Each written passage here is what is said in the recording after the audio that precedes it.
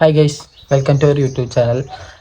ഞാൻ പൊതുവെ വീഡിയോസൊക്കെ അതായത് ഇപ്പം മീൻസ് ഞാൻ ആദ്യം വലിയ വീഡിയോസൊന്നും ചെയ്യാറില്ല. പക്ഷേ എങ്കിലും വീഡിയോസിലൊക്കെ കുറേ കുറവാണ്. കാരണം തൃശ്ശൂരാണ്, ഞാൻ കോഴിക്കോടാണ്. അപ്പോൾ നമ്മളെ ലൈഫ് ഇപ്പോൾ എന്താ പറയുക, ലൈഫിൽ നല്ലൊരു സമയം കടന്നു പോയിക്കൊണ്ടിരിക്കുക. അപ്പോൾ ഞാനെന്താ വെച്ചാൽ ഇപ്പോൾ ഞങ്ങൾക്ക് കുറച്ച് തിരക്കിലായി പോയി. ഇപ്പം ഡെലിവറി ഒക്കെ വരുന്നതിന് മുന്നേ നമുക്ക് ഫിനാൻഷ്യലി കുറച്ച് കാര്യങ്ങൾ നോക്കാണ്ട്, അതിൻ്റെ കൂട്ടത്ത് വേറെയും കുറേ കാര്യങ്ങളൊക്കെ സെറ്റ് ചെയ്യാണ്ട്. അപ്പോൾ അതുകൊണ്ട് തിരക്കിലായി പോയതാണ്. അപ്പോൾ ഞാൻ ഇങ്ങനെ ഒരു വീഡിയോ, അതായത് ഒറ്റയ്ക്കൊരു വീഡിയോ ചെയ്യണമെന്നൊന്നും വിചാരിച്ചതല്ല, പക്ഷേ സാഹചര്യം കൊണ്ട് ചെയ്യേണ്ടി വന്നതാണ്. അപ്പം എന്താ വെച്ചാൽ എൻ്റെ കുറച്ച് പേഴ്സണലി കാര്യങ്ങളിപ്പം പറയണമല്ലോ. ഇപ്പം കുറേ ആൾക്കാർ ഇപ്പം കുറച്ച് ദിവസം മുന്നേ കുറേ എനിക്ക് മെസ്സേജ് വന്നത് വണ്ടി കൊടുത്ത കാര്യം ചോദിച്ചിട്ടാണ്. ആക്ച്വലി ഞാൻ വണ്ടി കൊടുത്തത് എന്താ വെച്ചാൽ പറയാം, എൻ്റെ അടുത്ത് വോൾക്സ്വാഗൻ്റെ പോളോയിനുണ്ടായിന്. ഈ പോളോയ്ക്ക് എന്ന് പറഞ്ഞാൽ ആവശ്യത്തിന് നല്ല മെയിൻ്റെനൻസ് ഉണ്ട്. അതേപോലെ തന്നെ ഈ സ്പെയറിനാണെങ്കിലും ആവശ്യത്തിന് കോസ്റ്റൊക്കെ വരുന്നൊരു വണ്ടിയാണ്. ഇപ്പം ഡെലിവറി ഒക്കെ ഇതിന് മുന്നേ, അതായത് ഇപ്പം കല്യാണം കഴിഞ്ഞ ശേഷമാണ് ആ വണ്ടിക്ക് എടുത്തത് കേട്ടോ. അതായത് ഇത്രയും കാലത്തെ പോലെയല്ല ഇനി ചിലവ് വരാൻ പോകുന്നതെന്ന് എനിക്കറിയാവുന്നത് കൊണ്ടാണ് ഞാൻ ആ വണ്ടി കൊടുത്തത് കേട്ടോ. അതായത് ഇപ്പം ഞാനും ആര്യയൊക്കെ ഉള്ള ഒരു വീട്ടിൽ എന്ന് പറയുമ്പോൾ നമുക്ക് അത്യാവശ്യം നോർമൽ ചിലവും കാര്യങ്ങളൊക്കെ അല്ലേ വരുള്ളൂ. ഇനിയിപ്പം ഒരു വാവയൊക്കെ ആയി കഴിഞ്ഞാൽ അതിൻ്റെതായ ചിലവും അതേപോലെ തന്നെ കുറേ കാര്യങ്ങളൊക്കെ വരുന്നുണ്ട്. അപ്പം ഞാൻ ആ സമയത്ത് ഇപ്പോൾ വണ്ടിക്ക് വേണ്ടിയിട്ട് ഇത്ര പൈസ, എല്ലാ പൈസയും എടുത്ത് ഇങ്ങനെ ചിലവാക്കിയാൽ ശരിയാവില്ലല്ലോ. ഞാനാണ് ആ വണ്ടിയിൽ ഓൾമോസ്റ്റ് നല്ല രീതിക്ക് ഫണ്ട് ചിലവാക്കിയിട്ടുണ്ട്. അലോയൊക്കെ ഞാൻ ഈ എടുത്തെടുത്തതാണ്. പിന്നെ ഹെഡ്ലൈറ്റൊക്കെ കസ്റ്റം ചെയ്തതൊക്കെ നല്ല റേറ്റിന് ചെയ്തതാണ്. അപ്പം അതുകൊണ്ട് തന്നെ ഇനിയിപ്പം ഞാൻ അതേപോലെ ഒരു പക്കാച്ചക്കന്മാർ നടക്കും പോലെ നടക്കാൻ എനിക്ക് പറ്റിയൊരു സിറ്റുവേഷനിലാവില്ല. അതുകൊണ്ടാണ് ഞാൻ കാർ കൊടുത്തത്. അയച്ചിട്ട് കാർ കൊടുത്തേച്ച് വേറെ കാർ എടുത്തില്ല എന്നല്ല കേട്ടോ. ഞാനൊരു കാർ എടുത്തിട്ടുണ്ട്. ഇപ്പം നിലവിൽ ഫോർഡിൻ്റെ ഒരു ഫിഗോ എടുത്തിട്ടുണ്ട്. ഒരു അത്യാവശ്യത്തിന് മോഡലുള്ള ഒരു വണ്ടിയാണ്, കുഴപ്പമൊന്നുമില്ല. ഞാനിപ്പോൾ ഒരു ഷോറൂമിലൊക്കെ ജസ്റ്റ് കാണിച്ച് കുഴപ്പമൊന്നുമില്ല, സർവീസ് ചെയ്യാനുണ്ട്. അപ്പം ഞാൻ ജസ്റ്റ് വണ്ടി കാണിച്ചു തരാം ഗൈസ്. ഇതാട്ടോ വണ്ടി, വലിയ കുഴപ്പമൊന്നുമില്ല. നോർമലായിട്ട് നമുക്ക് കൊണ്ടുനടക്കാൻ പറ്റിയൊരു വണ്ടിയാണ്. പിന്നെ ഡ്രസ്സൊന്നും നോക്കണ്ട, ഞാൻ തന്നെയാണ് 2 ദിവസം കൂടുമ്പോഴുള്ള തിരുമ്പല. അതുകൊണ്ട് കുറേ ഉണ്ടാവും തിരുമ്പ.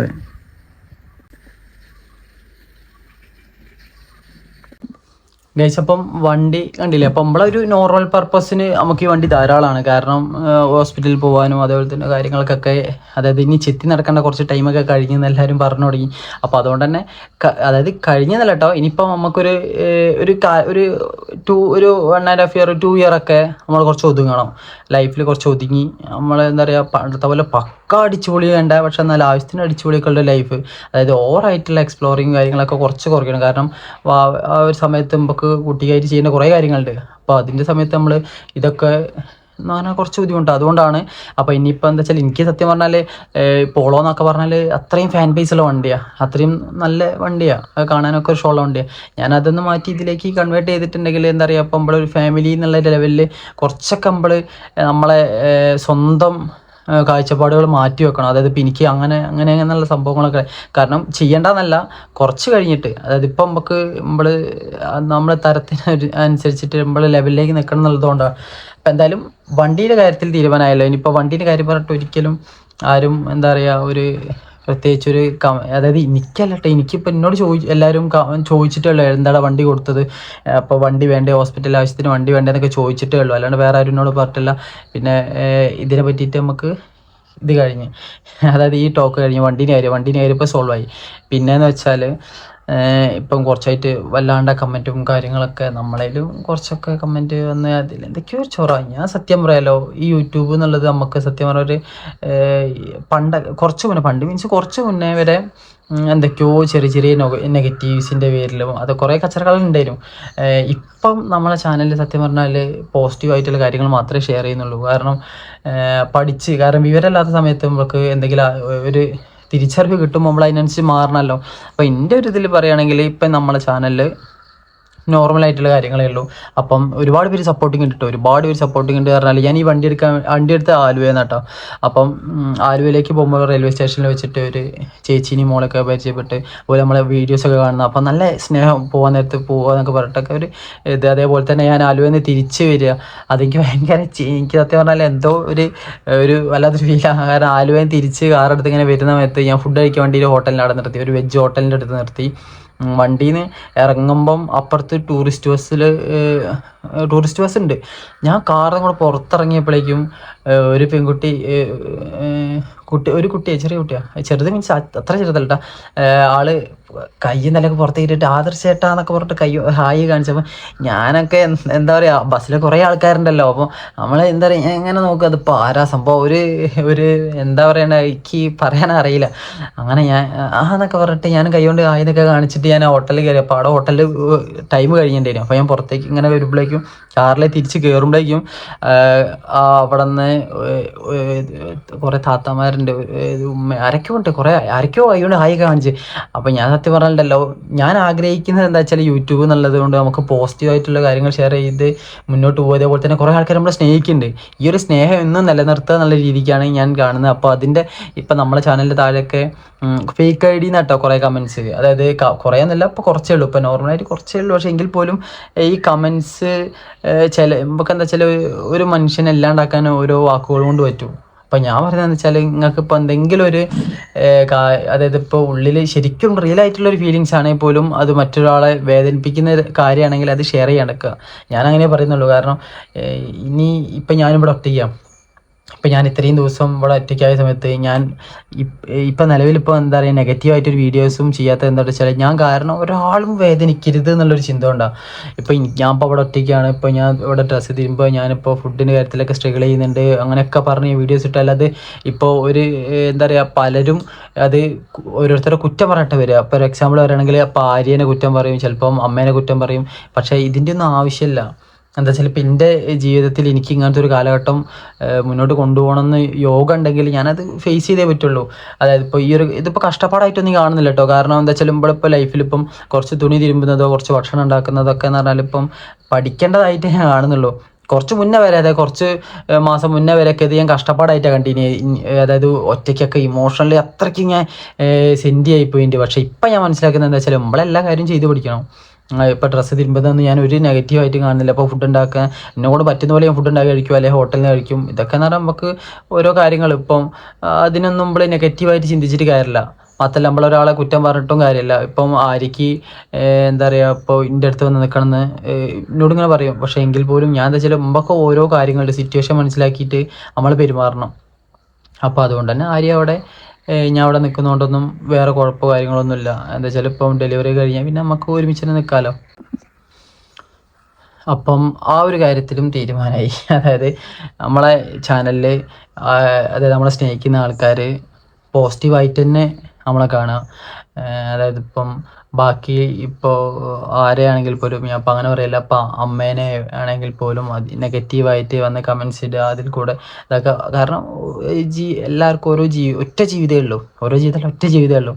അപ്പം നമ്മളെ സിറ്റുവേഷൻ എന്താണോ നമ്മളതിൽ ജീവിക്കുക. അതല്ലാണ്ട് ഇപ്പം ഞാനിപ്പോൾ ഈ ഒരു കാർ എടുക്കാൻ പോയി, ഇപ്പോൾ എനിക്ക് ഒതുങ്ങുന്ന ലെവലിലുള്ള ഒരു കാറാണ് ഞാൻ എടുക്കാൻ ചെയ്യും. പക്ഷേ എൻ്റെ ഡ്രീം എന്നൊക്കെ പറഞ്ഞാൽ ഇപ്പോൾ ഒരു ഓടി എടുക്കണമെന്നോ BM എടുക്കണോ ബെൻസ് എടുക്കണമെന്നൊക്കെ ഉള്ള ഒരു ആഗ്രഹങ്ങൾ ഉണ്ടാവും. പക്ഷേ എനിക്ക് ഒതുങ്ങുന്നത് എടുക്കാൻ കാരണം എന്താ, എൻ്റെ സിറ്റുവേഷനാണ്. അപ്പോൾ അതേപോലെ തന്നെ ഓരോ മനുഷ്യൻ ഓരോ സിറ്റുവേഷൻ ഉണ്ടാവും. അപ്പോൾ ഓലതിൽ ജീവിക്കട്ടെ. നമ്മളിപ്പോൾ എന്താ വെച്ചാൽ ഒരാളെ കുറേ കരിവാരി തേച്ചിട്ടോ കുറ്റം പറഞ്ഞിട്ടോ ഒന്നും കാര്യമില്ല. അപ്പോൾ നമ്മളെ സ്നേഹിക്കുന്നതുകൊണ്ടായിരിക്കും കുറേ ആൾക്കാർ ചിലപ്പം താഴെ വന്നിട്ട് ഇപ്പം ഓരോരുത്തരെ കുറ്റം പറയുന്നത്. പക്ഷേ എന്താ പറയുക, ഞാൻ പറയുകയാണെങ്കിൽ നമ്മളെ സ്നേഹിക്കുകയാണെങ്കിൽ നമ്മളെ സപ്പോർട്ട് ചെയ്തിട്ടുള്ള എപ്പോഴും കൂടെ നിൽക്കട്ടോ, അതിൽ പോസിറ്റീവായിട്ട് നമ്മളെ കൂടെ നിൽക്കി. എന്താ വെച്ചാൽ ഇപ്പം ഞാനിപ്പോൾ ഒറ്റയ്ക്കായതൊന്നും ഒരിക്കലും ഒരാളും തെറ്റെന്ന് ഞാൻ പറയില്ല. കാരണം എൻ്റെ യോഗ ആയിരിക്കും. അപ്പോൾ അതുകൊണ്ട് ഞാനത് ഫേസ് ചെയ്യുക. അപ്പോൾ എന്താ ഒരു 3-4 മാസം കൂടി കഴിഞ്ഞിട്ട് നമുക്ക് നല്ലൊരു ലൈഫ് സ്റ്റാർട്ടാകാൻ പോകുമ്പോൾ നമ്മൾ ആ സമയത്ത് ഈ നെഗറ്റീവും ഈ സെൻറ്റിമെൻ്റലായിട്ട് നിന്നാൽ ശരിയാവില്ല. അപ്പം അതുകൊണ്ടാണ് ഞാൻ പറയുന്നത്. അപ്പം എല്ലാവരും നമ്മളെ കൂടെ നിൽക്കണം കേട്ടോ, സ്നേഹത്തോടെ കൂടിയിട്ട് തന്നെ നിൽക്കുക. അപ്പം ഞാൻ ഈ ഒരു വീഡിയോ ഇടാൻ തന്നെ കാരണം എന്താ വെച്ചാൽ ഇപ്പം നമുക്കൊരു ദിവസം നശിക്കാൻ ഒരു വാക്ക് മതി. മറ്റൊരാളെ വാക്ക് അല്ലെങ്കിൽ ഒരാളെ എന്തെങ്കിലും ഒരു ഇതുകൊണ്ട് നമ്മൾ ആ ഒരു ദിവസം തന്നെ ഇല്ലാണ്ടായി പോകും. നമ്മൾ അത്രയും ഹാപ്പി ആയി നിൽക്കുന്ന സമയത്തേക്കും എന്തെങ്കിലും ഒരു നെഗറ്റീവ് വന്നിട്ട് തലയിലേക്ക് കയറി കഴിഞ്ഞാൽ ആ ദിവസം ഫുള്ള് പോയി. പിന്നെ നമുക്ക് മര്യാദയ്ക്ക് ഉറക്കം ഉണ്ടാവില്ല. അങ്ങനത്തെ ഞാൻ ഒരുപാട് ഫേസ് ചെയ്ത്. അതുകൊണ്ടാണ് പറഞ്ഞത് ഇപ്പോൾ ഇനി നമ്മൾ കുറച്ച് പോസിറ്റീവായിട്ട് രീതിയിൽ പോകണം. ഓൾറെഡി നമ്മളിപ്പോൾ കുറച്ച് പോസിറ്റീവാണ്, അതുകൊണ്ട് ഇനി നല്ല രീതിയിൽ തന്നെ പോകണം. പിന്നെ അതേപോലെ തന്നെ എനിക്ക് ഇപ്പോൾ പേഴ്സണലി കുറേ മെസ്സേജ് വന്നത് ഹോസ്പിറ്റലിൻ്റെ കാര്യമൊക്കെ ചോദിച്ചിട്ടാണ്. അപ്പം ഞാൻ പറയുകയാണെങ്കിൽ എൻ്റെ ഒരു അനുഭവം വെച്ച് പറയാം കേട്ടോ. ഈ കല്യാണം കഴിയുന്ന സമയത്ത് സത്യം പറഞ്ഞാൽ ഇപ്പം ഞാൻ ആദ്യം കല്യാണം കഴിയുമ്പോൾ സമയം തൊട്ടേ ആര്യനെ പറയും ആര്യം ബേബി ബേബി ബേബി എന്നൊക്കെ ഇങ്ങനെ പറഞ്ഞിട്ട് കുറേ പ്രഷർ കൊടുത്ത്. അങ്ങനെയല്ല, കല്യാണം കഴിഞ്ഞ് ആ ഒരു മാസം കഴിഞ്ഞ് അടുത്ത മാസം തന്നെ നമ്മൾ ആര്യ കൺസീവ് ആവുന്നു. അപ്പോൾ ഓവറായിട്ട് എക്സൈറ്റ്മെൻറ്റ് ഒക്കെ. അതിന് ശേഷം അത് അബോർഷനായ സമയത്തൊക്കെ ഞാൻ അത്രയ്ക്കും മെൻ്റലി ഡൗൺ ആയിട്ടുണ്ട്. അത് പിന്നെ അങ്ങോട്ട് 2-3 വട്ടം അങ്ങനെ അബോർഷനൊക്കെ ആയ സമയത്തൊക്കെ നമ്മൾ അത്രയ്ക്ക് ഫേസ് ചെയ്ത്. കാരണം ഞാൻ എന്താ പറയുക, ഞാനാണേലും ആര്യാണേലും ഒരുപാട് സ്ട്രഗിൾ ചെയ്ത്, ഒരുപാട് അത് നമുക്ക് വാക്കുകൊണ്ട് പറയാൻ പറ്റില്ല. കാരണം അത്രയ്ക്കും നമ്മൾ ഇമോഷണലി എന്താ പറയുക, നമ്മൾ ജീവിക്കുന്നത് നമ്മൾ എന്തിനു വേണ്ടിയിട്ടാണ് ചോദിച്ചു കഴിഞ്ഞാൽ, നമ്മളെ ഇപ്പം ഞാനിപ്പോൾ ജീവിക്കുന്നത് എന്തിനു വേണ്ടിയിട്ട് വെച്ച് കഴിഞ്ഞാൽ, ഇപ്പം എന്താ പറയുക, എനിക്കിപ്പോൾ നമുക്കൊരു ബേബി ഉണ്ടായി കഴിഞ്ഞാൽ ആ കുട്ടീനെ കുട്ടീൻ്റെ കൂടെ ജീവിക്കുക, കുട്ടിക്ക് വേണ്ടി ചെയ്തു കൊടുക്കുക, ഇതൊക്കെ തന്നെ നമ്മുടെ ജീവിതത്തിൽ ഇനി ബാക്കിയുള്ളത്. അപ്പം ഞാനതുകൊണ്ടാണ് ഞാൻ പിന്നെ എല്ലാ ഇഷ്ടങ്ങളും ഇഷ്ടങ്ങൾ മീൻസ് കുറച്ച് കാലത്തേക്ക് ഞാൻ മാറ്റി വെച്ച് ഞാൻ എന്താ പറയുക, ഇപ്പം ഞാൻ ജീവിക്കുന്നത് തന്നെ നമ്മളൊരു ഫാമിലിക്ക് വേണ്ടിയിട്ട്. അപ്പോൾ ആ ഒരു രീതിക്ക് മുന്നോട്ട് പോവുക. അപ്പോൾ ഇതേ പ്രശ്നങ്ങൾ ഫേസ് ചെയ്ത് ഒരുപാട് ആൾക്കാരുണ്ട്. ഈ ബേബി പ്രശ്നങ്ങൾ അത് എനിക്ക് കുറേ ഇൻസ്റ്റാഗ്രാമിലൊക്കെ കുറേ മെസ്സേജ് വന്നു. കുറേ ആൾക്കാർക്ക് ഞാൻ പറ്റുന്ന പോലെ റിപ്ലൈ കൊടുത്തിട്ടുണ്ട്. അപ്പോൾ ആര് ചോദിച്ചാലും ഞാൻ ഈ ഒരു കാര്യം കാണുമ്പം വേഗം റിപ്ലൈ കൊടുക്കുന്നത് എന്തുകൊണ്ടാണെന്ന് വെച്ചാൽ, നമ്മൾ ഫേസ് ചെയ്ത കുറേ പ്രശ്നങ്ങൾ ഇപ്പോൾ വർഷങ്ങളോളമായിട്ട് ഫേസ് ചെയ്ത കുറേ ആൾക്കാരുണ്ട്. അപ്പോൾ ആർക്കെങ്കിലും ഒരു ഹെൽപ്പ് ആവട്ടെ വെച്ചിട്ടാണ്. ഞാൻ എന്താ വെച്ചാൽ നമ്മൾ ഈ തുടക്കത്തിലൊക്കെ കാണിച്ച ഹോസ്പിറ്റൽ എന്നൊക്കെ പറഞ്ഞാൽ സാധാ ഹോസ്പിറ്റലിലാണ് കാണിക്കുന്നത്. അപ്പോൾ അവിടെയൊക്കെ കാണിക്കുന്ന സമയത്ത് ഇപ്പം അവർ 7,000-നും 8,000-നും ചെല്ലുമ്പോൾ തന്നെ ഒരു ബ്ലഡ് ടെസ്റ്റ് ചെയ്ത് തരും. കുറേ ബ്ലഡ് ടെസ്റ്റ് അത് ഇതൊക്കെ പറഞ്ഞിട്ട് ആ ടെസ്റ്റ് നമ്മളെ കുറേ ഹോസ്പിറ്റലിൽ, ഞാനും ആരും ഓൾമോസ്റ്റ് 7-8 ഹോസ്പിറ്റലിൽ കാണിച്ചിട്ടുണ്ട്. അതായത് എല്ലാ ഹോസ്പിറ്റലും കാണിക്കും, എല്ലാ ടെസ്റ്റും. ഇപ്പം ഞാൻ എൻ്റെതാണെങ്കിൽ ആര്യൻ എല്ലാ ടെസ്റ്റും ഒക്കെ ചെയ്യും. എല്ലാ ടെസ്റ്റിലും ഒരു കുഴപ്പമില്ല. അപ്പോൾ ഈ ഒരു കുഴപ്പമില്ലാത്തത് പിന്നെ എന്തുകൊണ്ടാണ് അബോർഷൻ ആവുന്നത് എന്നുള്ള ക്വസ്റ്റ്യൻ ആലോചിച്ചിട്ടാണ് പിന്നെ ഞങ്ങളെ ടെൻഷൻ. സത്യം പറഞ്ഞാൽ അത് ആലോചിച്ച് ഇങ്ങനെ നിൽക്കും. അതിൽ സത്യം പറഞ്ഞാൽ സബൈൻ ഹോസ്പിറ്റലിൽ പോയപ്പോഴാണ് എന്താ പറയുക, അതായത് ഇപ്പം ഫുള്ള് ടെസ്റ്റ് ചെയ്തിട്ട് ഒരു കുഴപ്പമില്ല. അപ്പോൾ അവർ പറഞ്ഞ് ഒരു ലാട്രോസ്കോപ്പിൻ്റെ സംഭവം ആര് വീഡിയോ ചെയ്തിട്ടുണ്ടല്ലോ, അപ്പോൾ അത് ചെയ്ത്. അപ്പോൾ അങ്ങനെയൊക്കെ ഒരു സംഭവം അവിടെ നിന്നാണ് സത്യം പറഞ്ഞാൽ. ബാക്കി എല്ലായിടത്തും പോയിട്ടും കുറേ ടെസ്റ്റ് ചെയ്യും, കുറച്ച് മരുന്ന് ചെയ്ത് തരും, നമ്മളെ മരുന്ന് നോക്കും, കൺസീവ് ആവും, പിന്നെ അബോർഷനായി പോകുന്നു. അപ്പോൾ ഇവരോട് ചോദിക്കുമ്പോൾ ഇവർ എന്താ പറയുക, അവർക്ക് അത്രേ ചെയ്യാൻ പറ്റുള്ളൂ. അവരെ പറഞ്ഞിട്ടും കാര്യമില്ല. കാരണം അത്രയും നല്ല ഹോസ്പിറ്റലിലൊക്കെ, സാധാ ഹോസ്പിറ്റലിലൊക്കെ, അതായത് നല്ല ക്യാഷ് ചിലവാക്കിയിട്ട് കാണിച്ചിട്ട് പോലും ഒരു കാര്യം നമുക്ക് കിട്ടിയില്ല. പക്ഷേ സബൈനിലൊക്കെ എന്ന് പറഞ്ഞാൽ ഡോക്ടർ ഫീസൊക്കെ ചെറിയ പൈസയേ ഉള്ളൂ. 100 ചില്ലാനോ 200 റുപ്യ അങ്ങനത്തെയൊക്കെ ഉള്ളൂ. ഇപ്പം എന്താ അറിയില്ല, ഇപ്പം നമ്മളിപ്പോൾ ഒരു 2-3 മാസമായി ഇപ്പോൾ അവിടെ മാറിയിട്ട്. പക്ഷേ നല്ല ഹോസ്പിറ്റലാണ്, നമ്മൾ കാര്യങ്ങളൊക്കെ ഡീറ്റെയിൽ ആയിട്ട് തന്നെ പറഞ്ഞുതരും. അപ്പോൾ ഇങ്ങനത്തെ പ്രശ്നങ്ങൾ ഫേസ് ചെയ്യുന്ന ആൾക്കാരുണ്ടെങ്കിൽ അവരൊരിക്കലും എന്താ പറയുക, എവിടെയെങ്കിലും കൊണ്ട് കാണിക്കുന്നവർ അത്യാവശ്യത്തിന് റിസൾട്ടുള്ള ഇതിനായിട്ടുള്ള സ്പെഷ്യാലിറ്റി ഹോസ്പിറ്റലിൽ പോവുക. അതായത് എന്തുണ്ടെങ്കിലും കണ്ടെത്താൻ പറ്റുന്ന ഹോസ്പിറ്റലിൽ പോവുക. ഇപ്പം നമ്മളെ കേസിൽ ഇപ്പം വലിയ സീനില്ല, കാരണം അത് ഇല്ലാത്തതുകൊണ്ടാണ് പെട്ടെന്ന് ആയത്. ഇനിയിപ്പം ഇവിടെ പോയ ഉടനെ നിങ്ങൾ ആവുന്നൊന്നും ഞാൻ പറയില്ല കേട്ടോ. പോവുക, ടെസ്റ്റ് ചെയ്യുക, എന്തെങ്കിലും ഉണ്ടെങ്കിലൊക്കെ അതിന് ഈ ലാട്രോസ്കോപ്പി പറഞ്ഞാൽ ഇപ്പം ഈ അബോർഷൻ ആയതിൻ്റെ ഇതൊക്കെ ക്ലിയർ ചെയ്യാനോ എന്തൊക്കെയാണ് എനിക്കറിയില്ല, കറക്റ്റായിട്ടല്ല ഡോക്ടർ ചെയ്ത് നമ്മൾ ആ ഡോക്ടർ പറഞ്ഞ ടൈമിൽ തന്നെ കൺസീവ് ആയി. അതിൽ ഹാർട്ട് ബീറ്റിൻ്റെ ഇഷ്യൂ കൊണ്ടാണ് പോയത്. പിന്നെ രണ്ടാമത് ഡോക്ടർ പറഞ്ഞ ടൈമിൽ തന്നെ നോക്കി കൺസീവ് ആയി. സംഭവം എന്താ വെച്ചാൽ നല്ല റിസൾട്ട് ഉണ്ട്.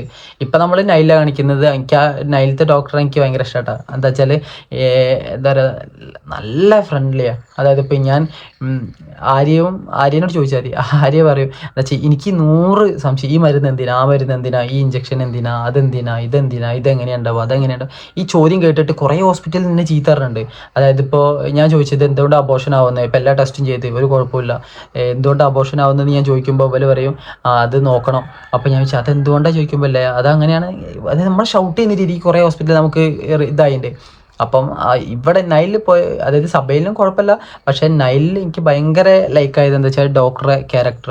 അതേപോലെ തന്നെ നമ്മൾക്ക് ആ ഡോക്ടറെ കാണിച്ച് തിരിച്ചിറങ്ങുമ്പം നമ്മളെ മൈൻഡിൽ അതായത് ഒരു ഡൗട്ട് ഉണ്ടാവില്ല എന്നുള്ള രീതിയിലേക്ക് ക്ലിയർ ആയിട്ടുണ്ട്. അപ്പോൾ അതുകൊണ്ട് തന്നെ ഞാൻ അതായത് ഇപ്പോൾ നിങ്ങളിപ്പോൾ ഇങ്ങനത്തെ പ്രശ്നം ഫേസ് ചെയ്യുന്നതിൽ നല്ലൊരു ഹോസ്പിറ്റലിൽ കാണിച്ചിട്ട് നല്ല എന്താ മരുന്നോ കാര്യങ്ങളോ എന്താ ചെയ്യേണ്ടത് വെച്ചാൽ അത് കറക്റ്റായിട്ട് ചെയ്യുക. അപ്പോൾ ഹോസ്പിറ്റൽ കേസ് ഇപ്പം എന്താ പറയുക, ഞാനും ആരും ഇതിന് കല്യാണം കഴിഞ്ഞതിന് ശേഷം അബോർഷൻ ആയതിനു ശേഷമൊക്കെ നമ്മൾ ഇത് മാക്സിമം അതായത് ഒരു ബേബി എന്നുള്ളൊരു പ്ലാനിൽ കുറേ നിന്നിട്ടുണ്ട്. അതുകൊണ്ടാണ് നമുക്ക് ഈ ഒരു സമയത്ത് ആയത്. അതല്ലാണ്ട് ഇപ്പം എന്താ പറയുക, ഇപ്പം നമുക്ക് കുറച്ച് കഴിഞ്ഞിട്ട് മതി ഇത്രയൊക്കെ മരുന്ന് കുടിച്ച് അല്ലെ ഇഞ്ചക്ഷൻ ചെയ്ത് അങ്ങനെയൊക്കെ ചെയ്ത് ഇനി നമുക്കൊന്നും വേണ്ടാന്ന് വിചാരിച്ചിട്ട് ഒഴിവാക്കിയിട്ട് ഇപ്പോൾ 2 കൊല്ലം കഴിയട്ടെ എന്ന് വെച്ച് കാത്തുന്നുണ്ടെങ്കിൽ പക്ഷെ നമുക്ക് ബേബി ആയി ഉണ്ടാവില്ലേനു. ഇപ്പം എന്തുകൊണ്ട് ഞാൻ വെച്ചാൽ നമ്മൾ മാക്സിമം അതിന് നമുക്കുള്ളൊരു ആഗ്രഹമായിരുന്നു. അപ്പോൾ അതിന് വേണ്ടിയിട്ട് നമ്മൾ മാക്സിമം നമ്മൾ ചെയ്യാൻ പറ്റുന്ന കാര്യങ്ങൾ ചെയ്ത്. അപ്പം ഇതേ പ്രശ്നങ്ങൾ ഫേസ് ചെയ്യുന്ന ഒരുപാട് ആൾക്കാരുണ്ടാവും. അപ്പോൾ അവർ ഈ കുറച്ച് ഇപ്പം വർഷങ്ങളായിട്ടുണ്ടാവും. ഇപ്പോൾ എന്താ പറയുക, ഇപ്പോൾ ബേബി ആയില്ല എന്ന് വെച്ചിട്ട് നെഗറ്റീവായിട്ട് പോകാണ്ടിരിക്കുക. കാരണം എന്തായാലും ആവും. അത് നമുക്ക് അതിന് വേണ്ടിയിട്ട് മാക്സിമം ശ്രമിച്ചാൽ മാത്രമേ ആവുള്ളൂ. അപ്പോൾ ഇത്രയൊക്കെ തന്നെയുള്ളൂ ഗൈസ്, വേറെ ഒന്നുമില്ല.